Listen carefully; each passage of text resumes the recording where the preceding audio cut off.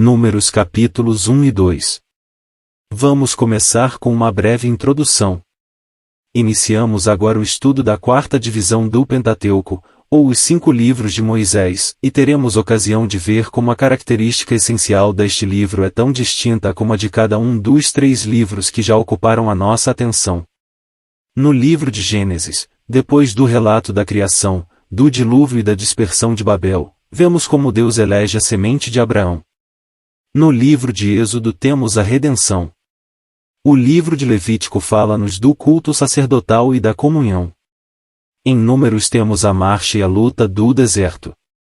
Tais são os temas principais destas porções preciosas de inspiração, enquanto que, como podia supor-se, são introduzidos colateralmente muitos outros pontos do maior interesse. O Senhor, em sua grande misericórdia, guiou-nos no estudo de Gênesis, Êxodo e Levítico, e podemos contar com Ele para nos guiar no exame do livro de Números. Que o Espírito Santo dirija os pensamentos e a pena a fim de que nenhum conceito seja posto por escrito que não esteja em rigoroso acordo com a sua santa mente. Que cada página e cada parágrafo leve o selo da sua aprovação e seja ao mesmo tempo conducente à sua glória e de proveito duradouro do amigo.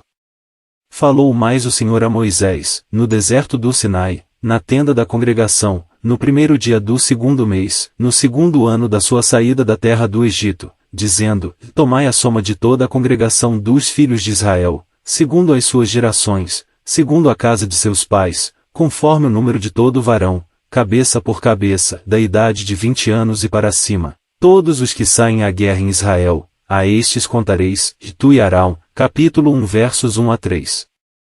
Aqui nos encontramos imediatamente no deserto, onde só devem ser tomados em conta os que podem sair da guerra. Isto é expressamente declarado. No livro de Gênesis os descendentes de Israel estavam ainda em seu pai Abraão.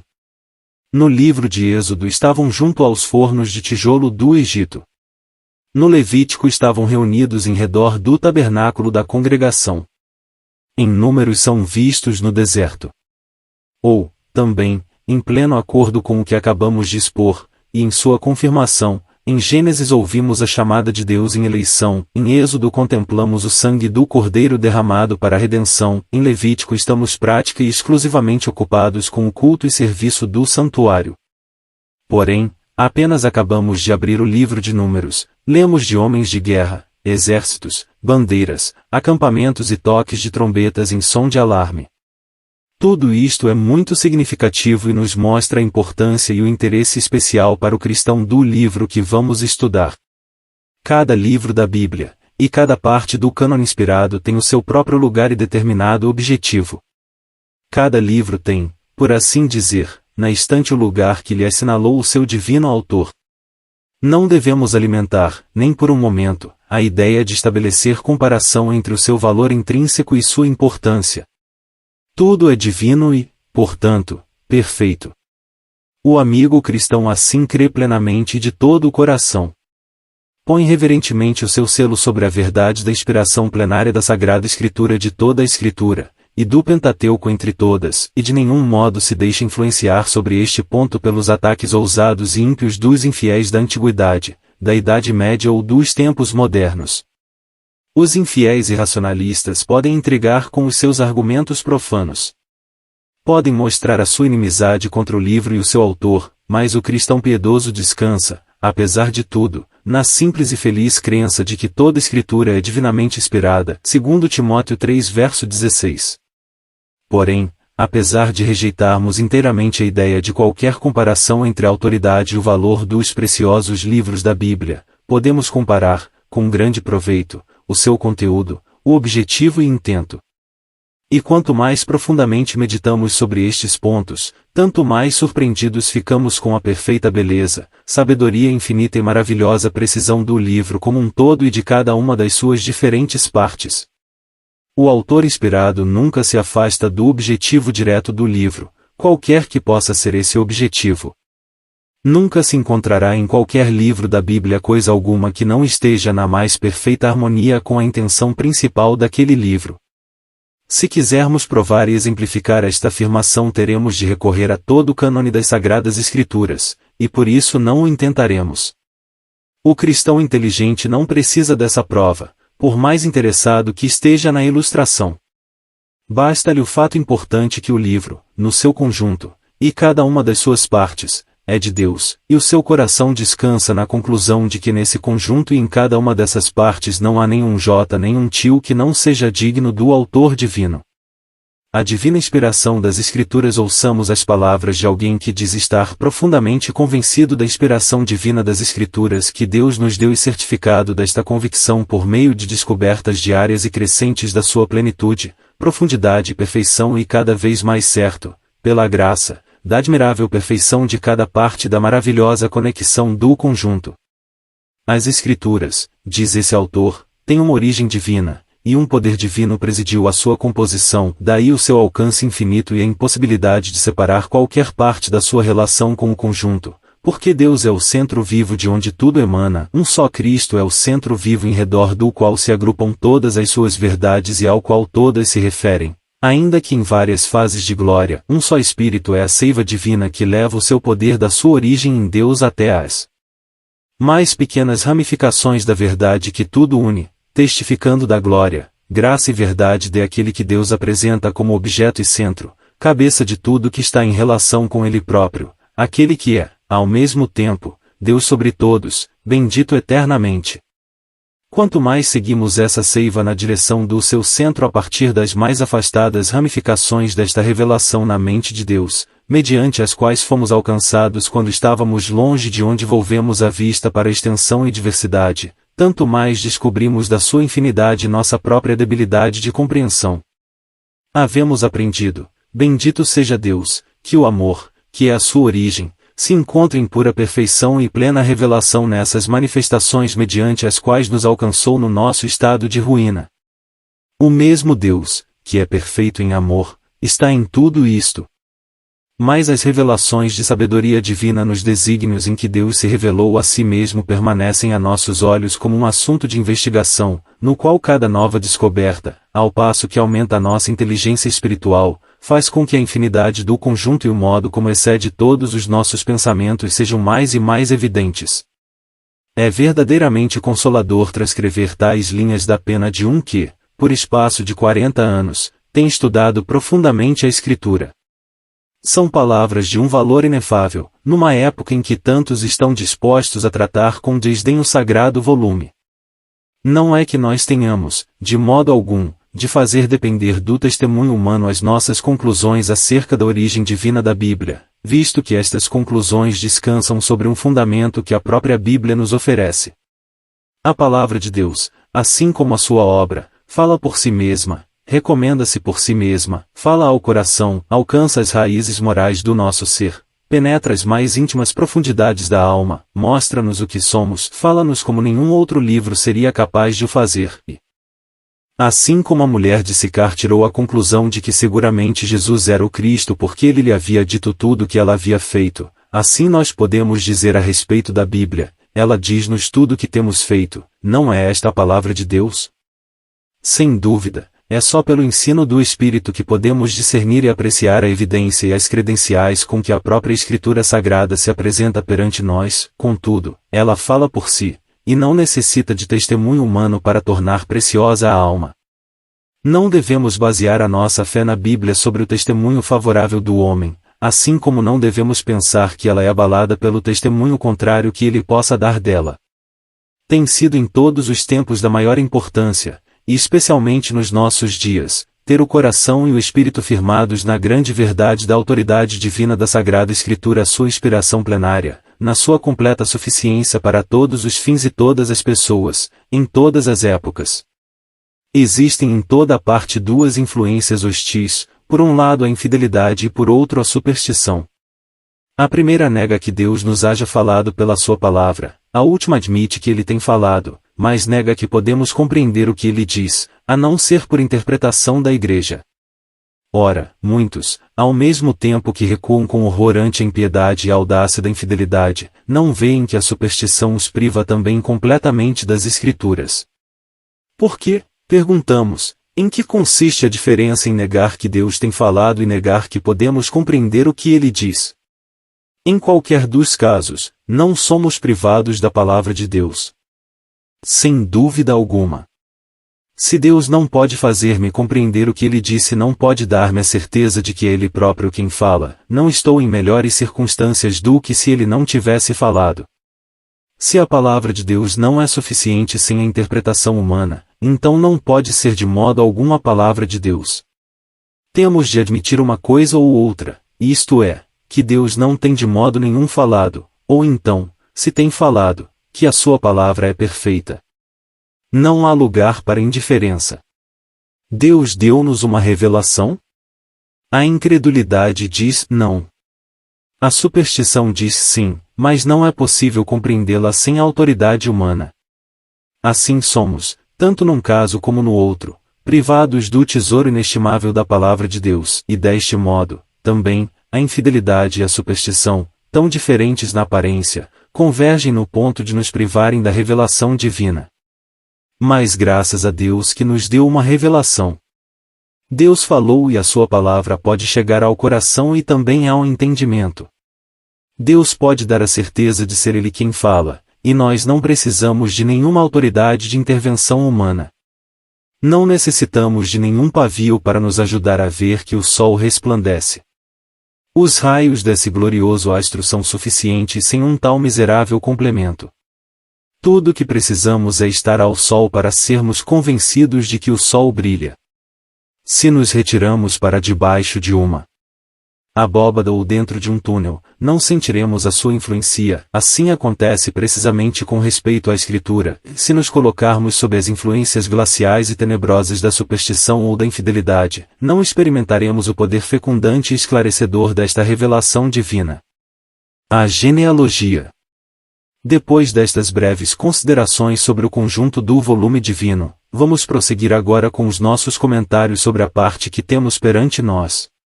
Em capítulo 1 temos a declaração da genealogia, e em capítulo 2 o reconhecimento da bandeira. Então, tomaram Moisés e Arão a estes homens, que foram declarados pelos seus nomes, e ajuntaram toda a congregação no primeiro dia do segundo mês, e declararam a sua descendência segundo as suas famílias, segundo a casa de seus pais, pelo número dos nomes dos de 20 anos para cima, cabeça por cabeça, como o Senhor ordenara a Moisés, assim os contou, no deserto de Sinai, Números 1 versos 17 a 19. Há nisto alguma palavra para nós? Apresenta alguma lição espiritual para a nossa inteligência? Certamente. Em primeiro lugar, esta passagem sugere ao amigo esta importante pergunta: posso eu declarar a minha descendência? Há grandes motivos para recear que existem centenas, se não milhares, de cristãos professos que não são capazes de fazer esta declaração. Não podem dizer clara e decididamente: agora somos filhos de Deus. 1 João 3:02. Porque todos sois filhos de Deus pela fé em Cristo Jesus. E, se sois de Cristo, então, sois descendência de Abraão e herdeiros conforme a promessa. Gálatas 3 versos 26 e 29. Porque todos os que são guiados pelo Espírito de Deus, esses são filhos de Deus. O mesmo Espírito testifica com o nosso Espírito que somos filhos de Deus. Romanos 8 versos 14 a 16. Esta é a genealogia do cristão e é seu privilégio poder declará-la. E nascido de cima, nascido de novo, nascido da água e do Espírito, quer dizer, pela palavra e pelo Espírito Santo. Compare João 3 verso 5, Tiago 1 verso 18, 1 Pedro 1 verso 23, Efésios 5 verso 26. O crente faz remontar a sua descendência a um Cristo ressuscitado na glória. Esta é a descendência do cristão. Tanto quanto interessa a nossa descendência natural, se nos remontamos à sua origem, e então a declaramos lealmente, temos de ver e admitir que procedemos de uma linhagem arruinada. A nossa família está decaída. Os nossos bens estão perdidos, o nosso próprio sangue está manchado, estamos irremediavelmente arruinados, jamais poderemos recuperar a nossa posição original, o nosso primeiro estado e a herança que lhe pertencia estão irreparavelmente perdidos. Um homem poderá traçar a sua linha genealógica através de uma raça de nobres, de príncipes ou de reis, mas se quiser declarar francamente a sua descendência não poderá deter-se sem chegar a um chefe decaído, arruinado, proscrito. Devemos chegar à origem de uma coisa para sabermos o que ela realmente é. É assim que Deus vê as coisas e as julga, e nós devemos pensar como Ele, se queremos pensar retamente. O seu juízo dos homens e das coisas tem de predominar para sempre. O juízo do homem é apenas efêmero, dura apenas um dia, e por isso, segundo a apreciação da fé e do bom senso, pouco importa ser-se julgado por algum juízo humano. 1 Coríntios 4 verso 3. Oh, quão pouco! Prouver a Deus que pudéssemos sentir mais profundamente quão pouca importância tem sermos julgados pelo juízo humano. Possamos nós andar diariamente na verdadeira compreensão da sua insignificância. Isso nos daria um engrandecimento calmo e uma santa dignidade tais que nos colocariam acima da influência da cena através da qual estamos passando. O que é a posição nesta vida? Que importância pode ligar-se a uma genealogia que, honestamente traçada e fielmente declarada, deriva de um tronco arruinado? Um homem só pode orgulhar-se do seu nascimento se não tem em conta a sua verdadeira origem, é nascido em pecado e concebido em iniquidade. Tal é a origem do homem, tal é o seu nascimento. Quem poderá vangloriar-se de um tal nascimento, de semelhante origem? Quem, senão aquele cujo entendimento Deus deste século cegou? Mas quão diferente é com o cristão! A sua linguagem é celestial. A sua árvore genealógica tem as suas raízes no solo da nova criação. A morte jamais poderá partir a linha, visto que é formada na ressurreição. Quanto a isto é conveniente estar-se inteirado.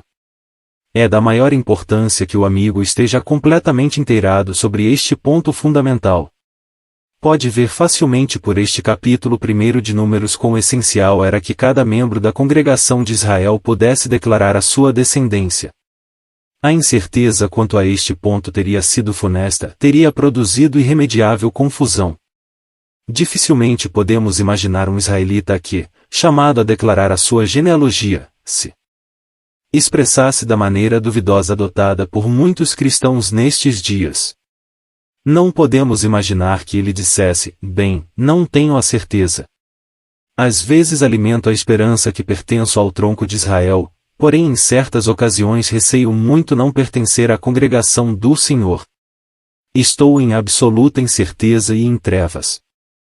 Podemos conceber uma tal linguagem? De certo que não. Muito menos podemos imaginar que alguém mantivesse a ideia monstruosa de que ninguém podia, de modo algum, estar certo de ser ou não um verdadeiro israelita antes do dia do juízo. Podemos estar certos de que todas essas ideias e argumentos, esses temores, dúvidas e interrogações eram desconhecidos de todo israelita. Cada membro da congregação era convidado a declarar a sua descendência antes de ocupar o seu posto nas fileiras como homem de guerra.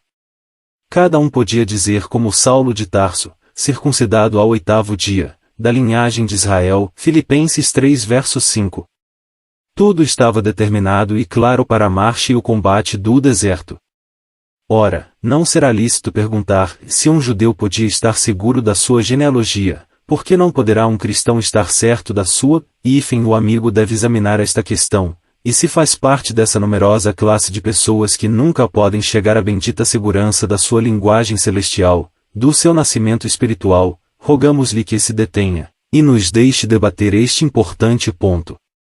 Talvez esteja disposto a perguntar como posso estar certo de que sou real e verdadeiramente um filho de Deus, membro de Cristo, nascido da palavra e do Espírito de Deus.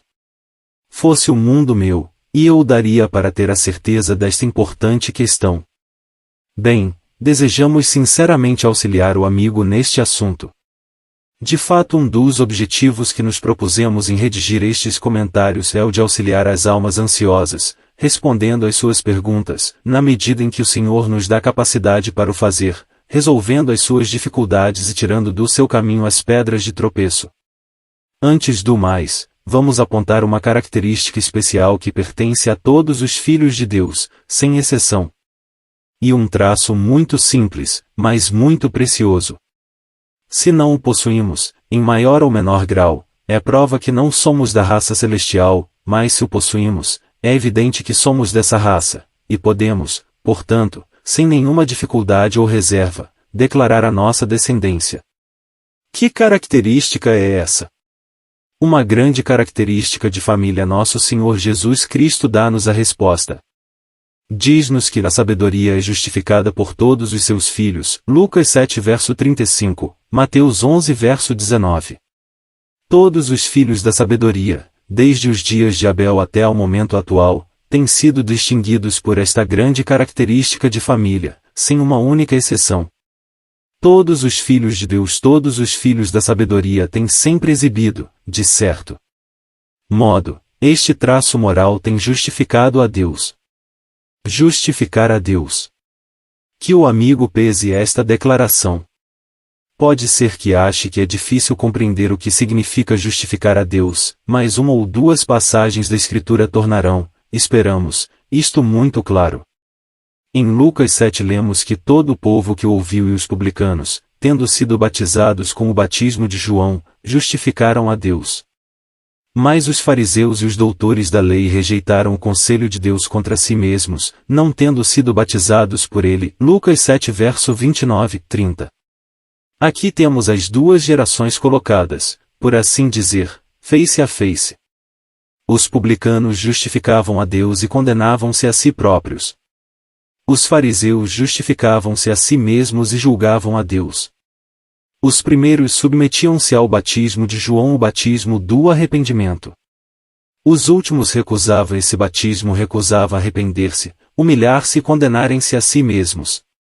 Aqui temos, pois, as duas grandes classes em que se tem dividido toda a família humana, desde os dias de Abel e Caim até aos nossos dias, e aqui temos também um modo mais simples de provar a nossa linhagem. Já tomamos o lugar de condenação própria? Já nos curvamos com verdadeiro arrependimento perante Deus, e isto é o que justifica a Deus. As duas coisas andam juntas sim, são uma e a mesma coisa. O homem que se condena a si mesmo justifica a Deus, e o homem que justifica a Deus condena-se a si próprio. Por outro lado, o homem que se justifica a si mesmo julga a Deus, e o que julga a Deus justifica-se a si mesmo. Assim acontece em todos os casos. E note-se que no próprio momento em que nos colocamos no terreno de arrependimento e própria condenação, Deus toma o lugar de justificador. Deus justifica sempre aqueles que se condenam a si mesmos. Todos os seus filhos o justificam, e ele justifica a todos os seus filhos. No momento em que Davi disse, pequei contra o Senhor, foi-lhe respondido, também o Senhor traspassou o teu pecado, segundo Samuel 12 verso 13. O perdão divino segue com a mais intensa rapidez a confissão humana. Por isso segue-se que nada pode ser mais insensato do que alguém justificar-se a si mesmo, visto que é necessário que Deus seja justificado em suas palavras e ganhe a contenda quando é julgado. Compare Salmos 51 verso 4, Romanos 3 verso 4. Deus tem de ter a vantagem no fim, então se verá em sua verdadeira luz o que vale toda a justificação pessoal. Portanto, o mais sensato é condenarmos-nos a nós próprios. Isto é o que todos os filhos da sabedoria fazem. Nada assinala melhor o caráter dos verdadeiros membros da família da sabedoria como o hábito e o espírito de se julgarem a si mesmos. Ao passo que, por outro lado, nada distingue tantos que não são desta família como o espírito de própria justificação. Estas coisas são dignas da mais séria reflexão. O homem natural culpa tudo e todas as coisas, qualquer e todos exceto a si mesmo. Porém, quando a graça opera, existe prontidão em julgar o ego, e em tomar um lugar humilde. Este é o verdadeiro segredo de bênção e paz.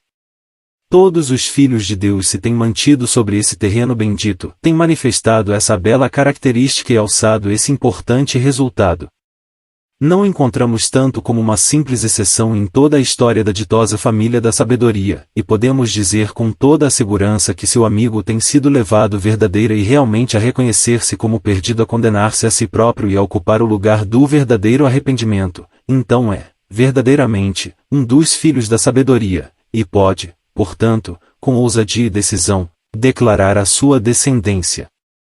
Queremos insistir neste ponto desde o princípio: é impossível qualquer pessoa reconhecer a própria bandeira e tomar o seu partido a não ser que possa declarar a sua descendência. Em suma, é impossível tomar uma verdadeira posição no deserto enquanto houver alguma dúvida quanto a esta grande questão. Como poderia um israelita desse tempo ocupar o seu lugar na Assembleia? Como poderia ele estar nas fileiras e avançar pelo deserto se não pudesse declarar distintamente a sua descendência? Teria sido impossível. Outro tanto sucede com o cristão no tempo presente. O progresso na vida do deserto, sucesso na luta espiritual está fora de questão se houver qualquer dúvida quanto à descendência espiritual. Temos de poder dizer: sabemos que passamos da morte para a vida, sabemos que somos de Deus. Temos crido e conhecido, 1 João 3 verso 14, capítulo 5 verso 19, João 6 verso 69, antes que seja possível haver verdadeiro progresso na vida e na carreira cristã. Prezado amigo, pode declarar a tua descendência? Isto é para você um ponto perfeitamente estabelecido? Está esclarecido a este respeito até ao mais profundo da sua alma? Quando está a sós com Deus, é uma questão perfeitamente resolvida entre Ele e você. Indague e veja. Certifica-se da verdade. Não se apoia na mera profissão. Não diga: sou membro desta ou daquela igreja, tomo a ceia do Senhor, professo esta ou aquela doutrina, fui educado na religião, levo uma vida moral, não faço mal a ninguém, leio a Bíblia e faço as minhas orações, tenho culto doméstico, contribuo liberalmente para obras filantrópicas e religiosas. Tudo isto pode ser inteiramente certo a respeito do amigo, sem contudo ter uma só pulsação de vida divina, nem um só raio de luz celestial. Nenhuma destas coisas, nem todas juntas, podiam ser aceites como uma declaração de descendência espiritual. É preciso o testemunho do Espírito de que é um filho de Deus, e este testemunho acompanha sempre a fé simples do Senhor Jesus Cristo. Quem crê no Filho de Deus, em si mesmo tem o testemunho, 1 João 5 verso 10. Não é uma questão, de modo algum, de buscar a evidência em seu próprio coração. Não se trata de um conhecimento baseado em formas, sentimentos e experiências. Nada disso. Mas de uma fé verdadeira em Cristo. É ter a vida eterna no Filho de Deus. É testemunho imperecível do Espírito Santo. É crer em Deus segundo a sua palavra. Na verdade vos digo que quem ouve a minha palavra e crê naquele que me enviou tem a vida eterna e não entrará em condenação, mas passou da morte para a vida. João 5 verso 24. O combate do cristão. Esta é a verdadeira forma de declarar a sua descendência, e pode estar certo disto, tem que poder declará-la antes de poder sair à guerra. Não queremos dizer que não pode ser salvo sem esta declaração. Deus nos guarde de dizer tal coisa. Cremos que há centenas de membros do verdadeiro Israel espiritual que não são capazes de declarar a sua descendência. Mas perguntamos: estão acaso em estado de ir à guerra? São vigorosos soldados? Longe disso.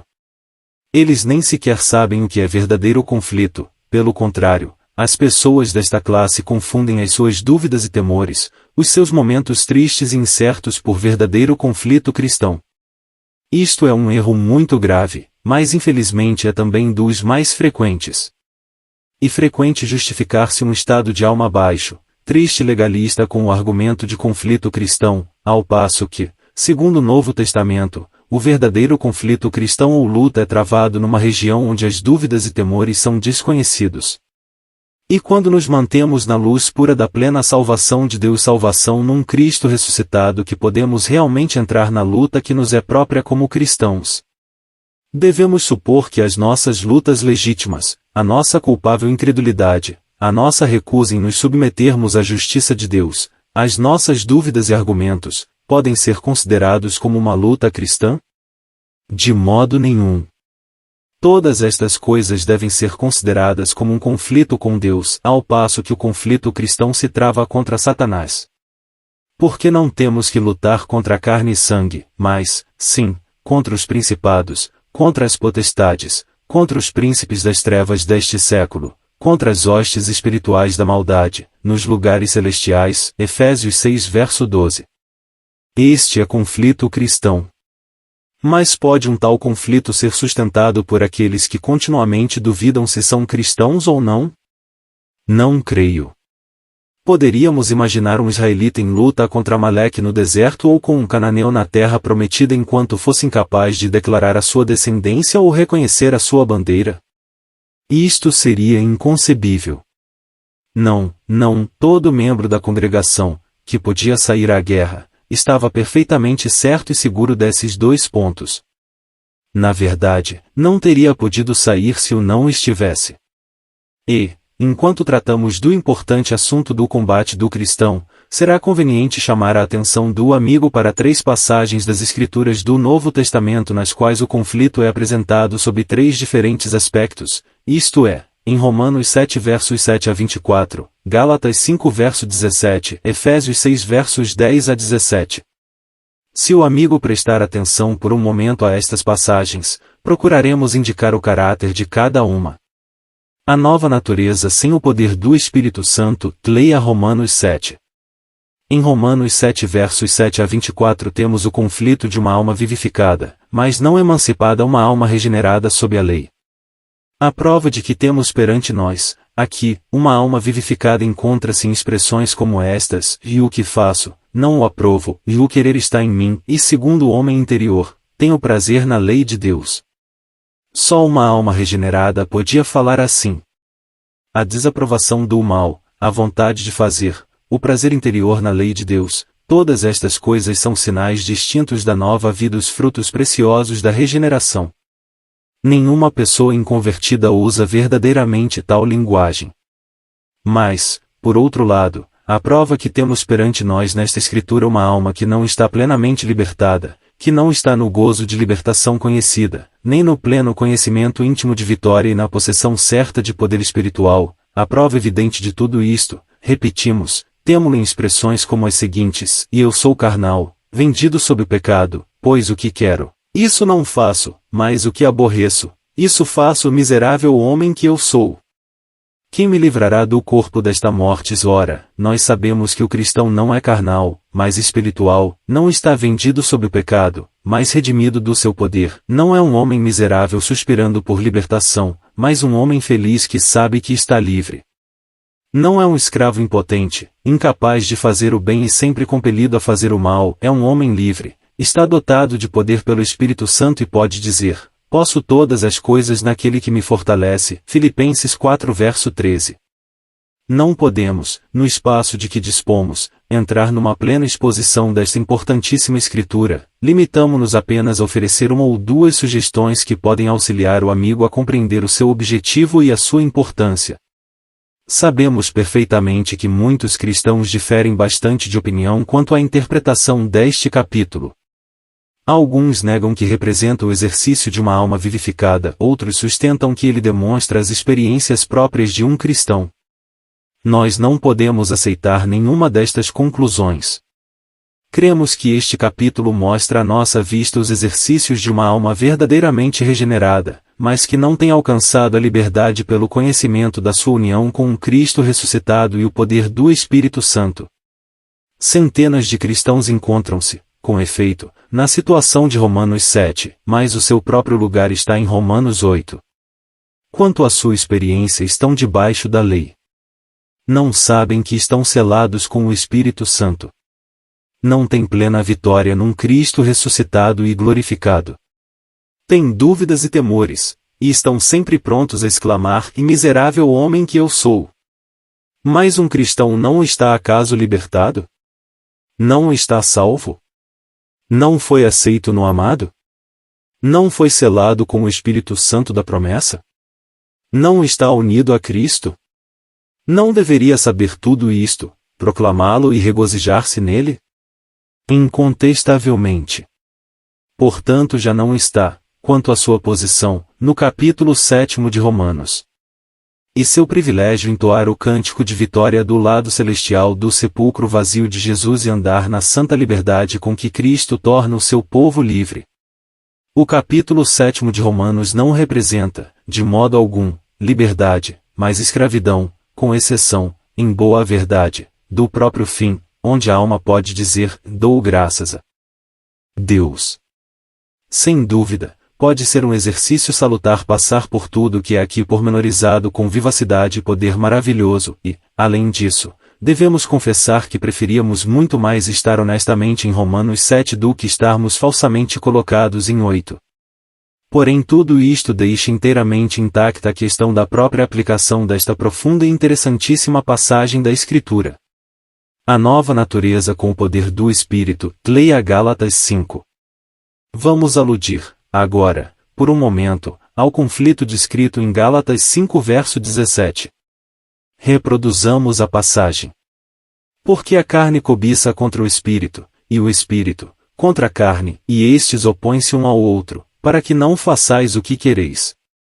Esta passagem é frequentemente citada como razão da contínua derrota, ao passo que ela contém realmente o segredo da perpétua vitória.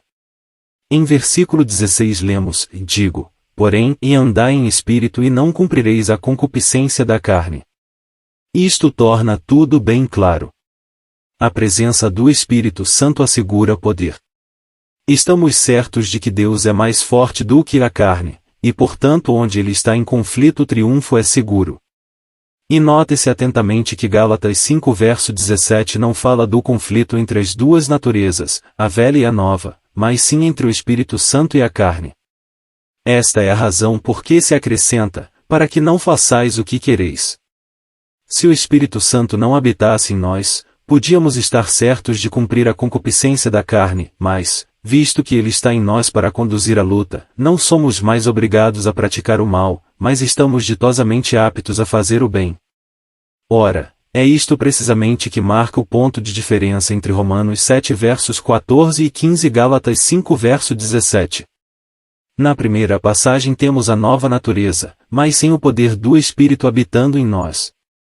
Na última temos não só a nova natureza, mas também o poder do Espírito Santo. Devemos lembrar sempre que a nova natureza no crente é dependente. Dependente do Espírito quanto ao poder e da palavra quanto à direção. Mas, evidentemente, onde Deus, o Espírito Santo, está, aí deve haver poder. Ele pode ser entristecido e impedido de manifestar-se, mas Gálatas 5 horas e 16 minutos ensina claramente que se andarmos em espírito obteremos vitória certa e constante sobre a carne. Por isso, seria um erro muito grave citar Gálatas 5 verso 17 como razão de uma conduta baixa e carnal. O seu ensino tem por fim produzir o efeito contrário. O cristão e as hostes espirituais da maldade, leia Efésios 6. E agora algumas palavras sobre Efésios 6 versos 10 a 17. Aqui temos o conflito entre o cristão e as hostes espirituais da maldade nos lugares celestiais. A igreja pertence ao céu, e deveria manter sempre uma conduta celestial e santa conversação. Deveria ser o nosso alvo constante manter a nossa posição celestial por os pés firmemente sobre a nossa herança celestial e mantê-lo ali. E isto que o diabo procura impedir por todos os meios possíveis, e daí o conflito e a razão também porque temos de tomar toda a armadura de Deus com a qual somente podemos resistir ao nosso poderoso inimigo espiritual. Não é nosso propósito determos-nos em considerações sobre a armadura de Deus, visto que temos apenas chamado a atenção do amigo para as 3 passagens das Escrituras acima reproduzidas a fim de que possa ter o assunto do conflito, em todas as suas fases, perante a sua mente, em relação com as primeiras linhas com que abre o livro de Números. Nada pode ser mais interessante, nem podemos, de modo algum, apreciar bastante a importância de estarmos elucidados quanto à verdadeira natureza e fundamento do conflito cristão. Se saímos para a guerra sem saber por que há guerra, e num estado de incerteza acerca da nossa descendência, pouco progresso faremos contra o inimigo. A bandeira. Porém, como tem sido acentuado, havia outra coisa tão necessária para o homem de guerra como a declaração inequívoca da sua descendência, e essa era o reconhecimento distinto da sua bandeira. As duas coisas eram essenciais para a marcha e luta do deserto. Além disso, eram inseparáveis. Se um homem não soubesse a sua descendência, não podia reconhecer a sua bandeira e assim era lançado em desesperada confusão. Em vez de se conservarem sob a sua bandeira e marcharem em ordem, teriam seguido pelo caminho uns dos outros e sido atropelados mutuamente. Cada um devia conhecer o seu posto e ocupá-lo, conhecer a sua bandeira e manter-se sob ela. Assim avançavam juntos, progrediam, faziam o trabalho e faziam a guerra. O benjamita tinha o seu posto, e o efraimita o seu, e nenhum devia interferir com o caminho do outro nem cruzar-se com ele. Era assim com todas as tribos, em todo o campo do Israel de Deus. Cada uma tinha a sua descendência e o seu posto, e nenhuma delas dependia dos seus próprios pensamentos, tudo era disposto por Deus.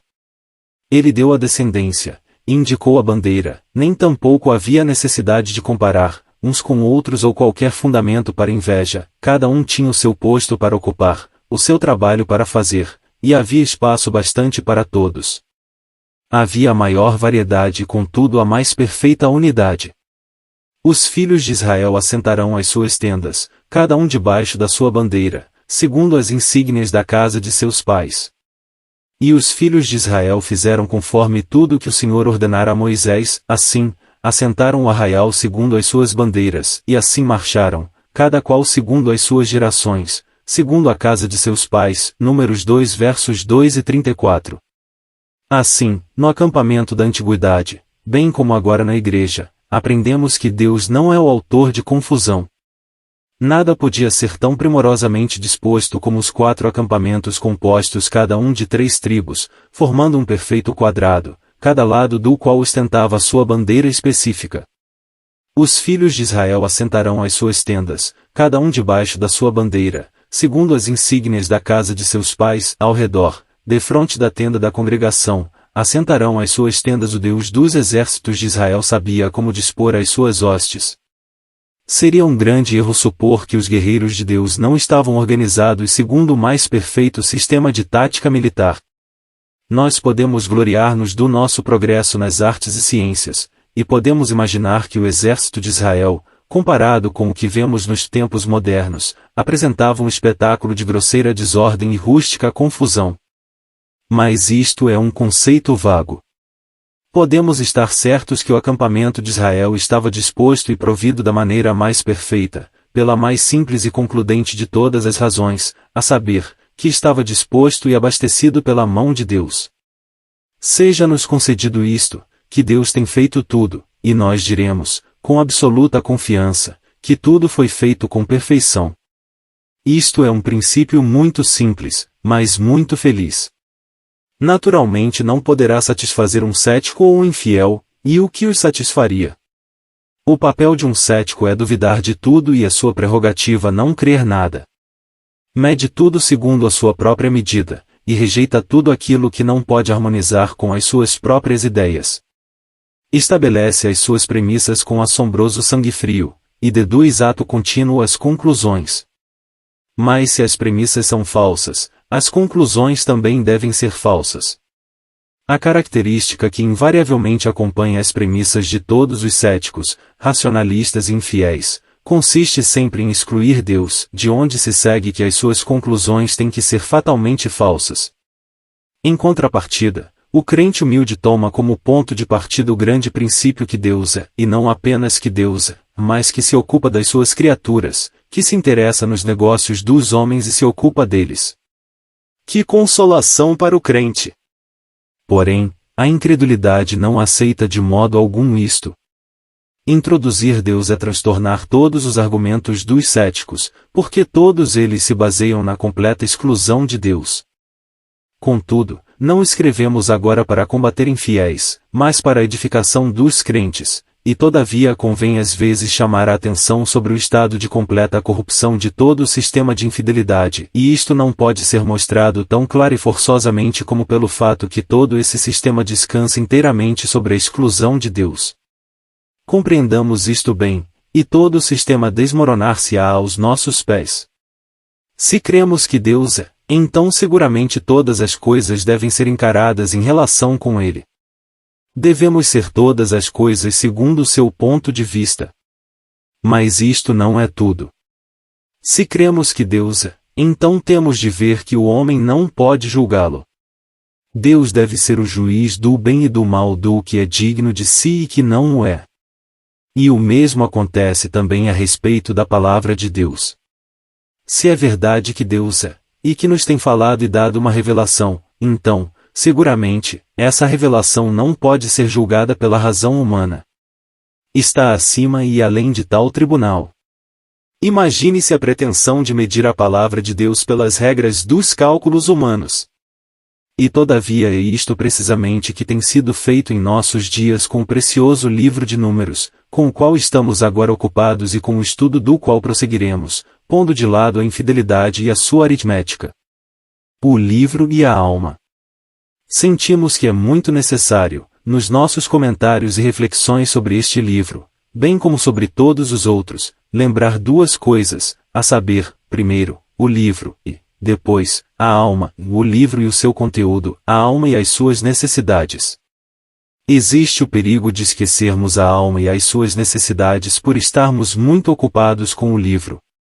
E, por outro lado, há o perigo de esquecermos o livro por estarmos absorvidos com a alma. Devemos atender às duas coisas. E podemos dizer que o que constitui um ministério eficiente, quer escrito quer oral, é o próprio ajustamento destas duas coisas. Há ministros que estudam a palavra diligentemente, e, pode ser, profundamente. São versados em conhecimento bíblico, beberam amplamente na fonte da inspiração. Tudo isto é da maior importância e de grande valor. Um ministério sem isto será de fato estéril. Se um homem não estuda a sua Bíblia com cuidado e com oração, terá pouco para dar aos seus amigos ou aos seus ouvintes, pelo menos que vale a pena eles terem. Aqueles que trabalham na palavra devem cavar para si próprios, e cavar fundo. Mas é preciso pensar na alma, antecipar a sua condição e suprir as suas necessidades. Se isto é perdido de vista, o ministério carecerá de fim, efeito e poder. Será ineficiente e infrutífero. Em suma, as duas coisas devem ser combinadas e convenientemente proporcionadas. Um homem que meramente estuda o livro será inábil. Um homem que apenas estuda a alma será deficiente. Um homem que estuda devidamente ambas as coisas será um bom ministro de Jesus Cristo. Ora, nós desejamos, segundo a nossa capacidade, ser isto para o amigo, e por isso, ao avançar, na sua companhia, através do livro maravilhoso que está aberto perante nós, queremos não só indicar as suas belezas morais e desenrolar as suas santas lições, mas sentimos também ser nosso dever imperioso fazer casualmente uma ou outra pergunta ao amigo, a fim de o induzir a ver até que ponto essas lições estão sendo aprendidas e essas belezas apreciadas. Creio que o amigo não se oporá a isto, e por isso, antes de terminar esta primeira parte, quero fazer uma ou duas perguntas sobre ela. Algumas considerações práticas. E, antes do mais, prezado amigo, estás bem inteirado e seguro quanto à tua descendência? E um caso arrumado que estás ao lado do Senhor? Não deixes, rogo-te, de decidir esta grande questão. Fizemos esta pergunta antes e fazemo-la outra vez. Conheces a tua descendência espiritual e podes declará-la? É a primeira condição para se ser um guerreiro de Deus. É inútil pensar em entrar para a hoste militante enquanto não se está certo sobre este ponto. Não dizemos que um homem não pode estar salvo sem isto. Longe de nós tal ideia. Mas não pode entrar nas fileiras como homem de guerra. Não pode combater contra o mundo, contra a carne e o diabo, enquanto estiver cheio de dúvidas e temores sobre a linguagem espiritual. Para que haja algum progresso, para que haja essa decisão, tão essencial a um guerreiro espiritual, temos de poder dizer: sabemos que passamos da morte para a vida eterna, sabemos que somos de Deus. Esta é a própria linguagem de um homem de guerra. Nenhum homem desse poderoso exército que se agrupava ao redor, defronte da tenda da congregação, teria compreendido alguma coisa parecida com uma dúvida ou sombra de dúvida quanto à sua própria descendência. Seguramente, ele teria rido se alguém levantasse uma dúvida sobre o assunto. Cada um daqueles 600.000 sabia bem de onde procedia e, portanto, onde ocupar o seu lugar. E assim acontece hoje com a hoste militante de Deus. Cada membro dela necessita de possuir a mais límpida confiança acerca do seu parentesco, de contrário não poderá manter-se no combate. E agora quanto à bandeira. O que é? É uma doutrina e não. É um sistema teológico, não. É uma organização eclesiástica? Não. É um sistema de ordenações, ritos ou cerimônias, nada disso. Os guerreiros de Deus não lutam sob tais bandeiras. Qual é a bandeira da hoste militante de Deus? Escutemos e recordemos, e Cristo. Este é o único estandarte de Deus e o único pendão deste bando guerreiro que acampa no deserto deste mundo para sustentar a luta com as hostes do mal, e batalhar as batalhas do Senhor. Cristo é o estandarte para todas as coisas. Se tivéssemos qualquer outro, seríamos por isso incapacitados para esse conflito espiritual a que somos chamados. Que temos nós, como cristãos, que batalhar por qualquer sistema de teologia ou organização eclesiástica? Que importância tem, no nosso parecer, as ordenações, cerimônias ou observâncias ritualistas? Vamos combater debaixo de estandartes como estes? Não permita Deus. A nossa teologia é a Bíblia.